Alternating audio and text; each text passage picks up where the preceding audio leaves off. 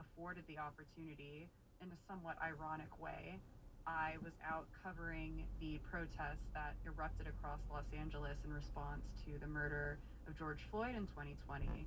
And while I was covering that, I was actually shot with a less lethal munition by a police officer. And the injuries that resulted from that incident placed me on bed rest and put a hard stop to the work that I was doing. And I didn't feel right sitting in that time being a black journalist, not engaging in what was happening in the discussions that we were having in this country. After I was shot, there was a report on local news by a reporter, Kate Cagle at Spectrum. She got her hands on deposition testimony from a deputy inside of the sheriff's department who said on the record that a young man who had been shot and killed just a few days after I was injured, that he was killed as part of a perhaps a ritual to get into a deputy gang.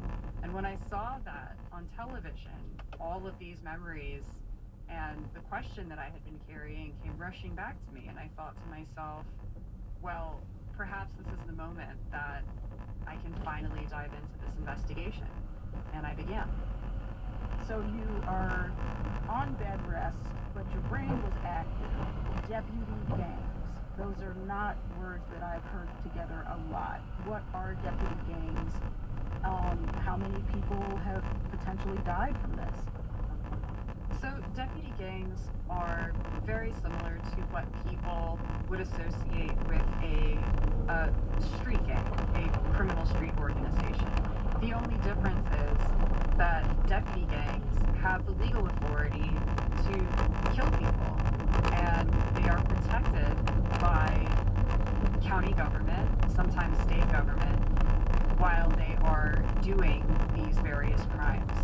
The California Penal Code defines a criminal gang as a group of 3 or more people that share a common name, sign, hand gesture, symbol, that commit a lengthy list of different criminal offenses ranging from theft, murder, so on.